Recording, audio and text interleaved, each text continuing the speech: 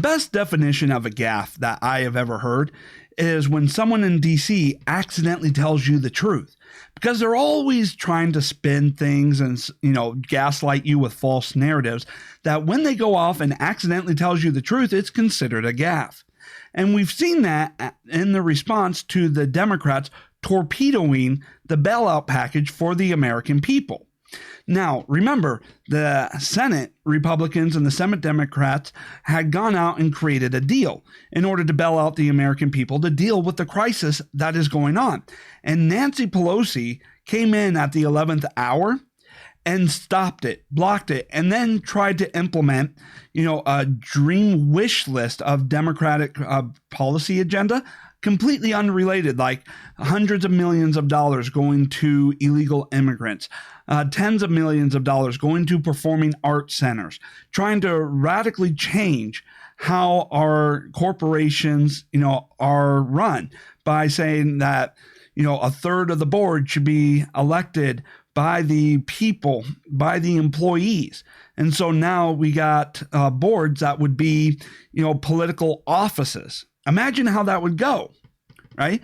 But they thought that they could take advantage of the situation that is going on and that Republicans would have no choice but to accept it.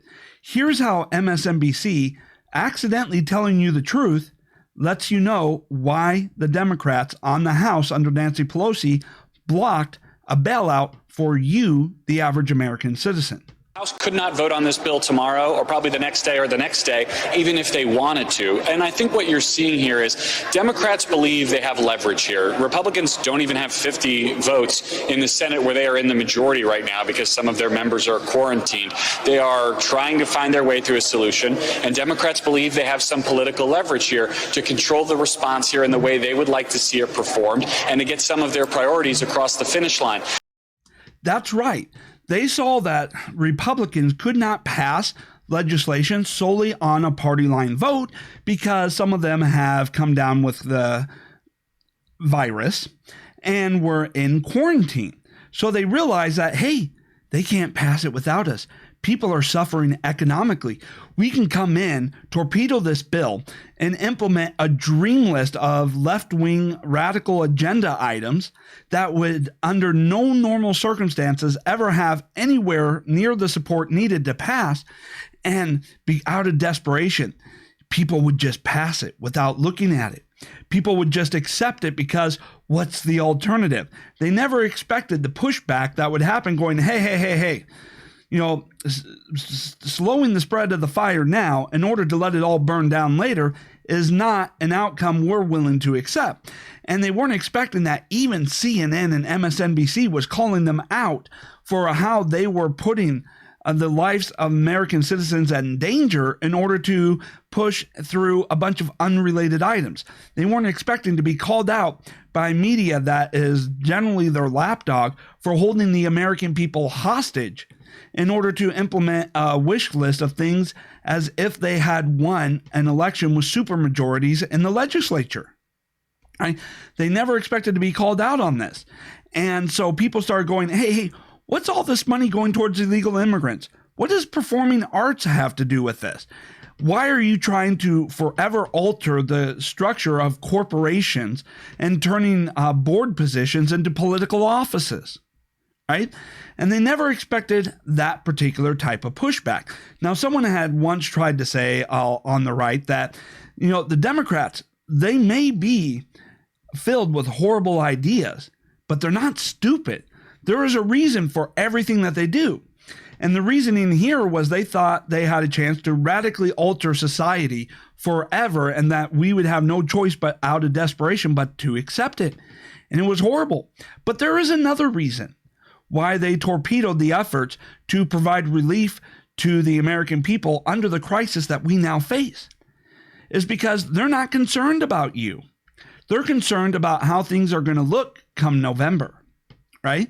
And they're concerned that with Trump leading the initiative, putting, lives over profits, putting the priority of lives over the economy, because Trump could have easily gone out there and said, yeah, this wasn't that bad, or it wasn't as bad as if we had tanked the entire economy for it, and go off and promote, hey, look, the economy is still doing great. People are still prospering, try to downplay it with a comparison to the flu, and everything would be hunky-dory and he would have an easy sell, right? But instead, he prioritized your life. And by doing so, the actions, could take some hit to the economy and the unemployment rate, and, make the whole November a harder sell if the Democrats can stop legislation, can hold things up, apply maximum pain from a situation that no one could have predicted, starting halfway across the world and spreading like wildfire. And so when we get a look at how the Democrats think, well, hear it from themselves. Now, and it's shockingly a different mindset. So when I go, I've gone up to people and said, I need to get this piece of legislation passed. And they say, oh yeah, we just passed it. I said, yeah, we just passed it.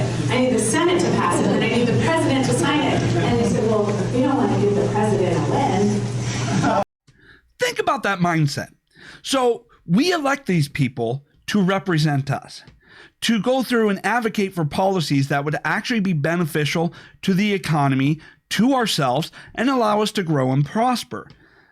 Then, when they take office, are they concerned about us? Are they concerned about how their actions affect us? No. They're concerned about political optics.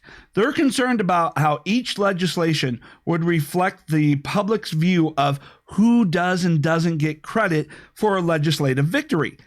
There was never a concern about us. They're only concerned about their own political careers and futures and how they can promote their own political careers while trying to damage everyone else's political career. So we got legislation out there that could be very beneficial for the economy, very beneficial for our own ability to go out there, start businesses, go out there, and build our own personal wealth so that we can take care of our family. And it's being torpedoed by the idea that, well, if we do that, the president, signs it, it could, be construed as a victory for the president. Now we take a look at how that is applied towards the bailout, right? So the American people are suffering from something that came externally to us that we couldn't have prepared for. And that has required drastic measures that does have an impact on the economy and on people's lives. The Republicans are out there trying to provide economic relief to the individuals and ensure that there will be jobs to go back to when we are able to lift the lockdown. The Democrats are looking at this not only as an opportunity to try and pass their own radical agenda, but they're also going out there going, well, we got an election coming on later on this year. How is this going to look? I mean, will this look like a victory for the president? If we go through and actually bail out the people and ensure there are jobs to go back to?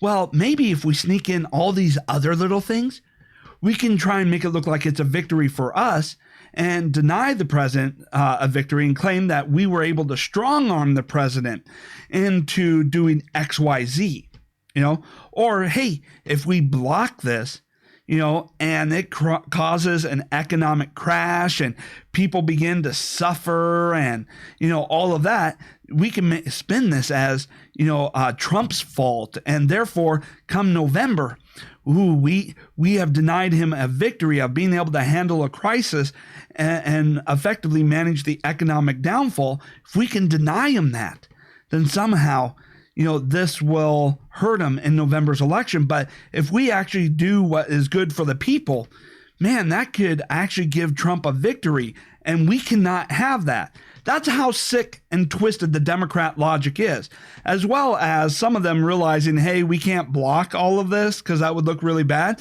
So we must now spin it, and compare tomatoes and apples and try and convince people they're the exact same thing. So afterwards, we can try and say, hey, look, you supported this before.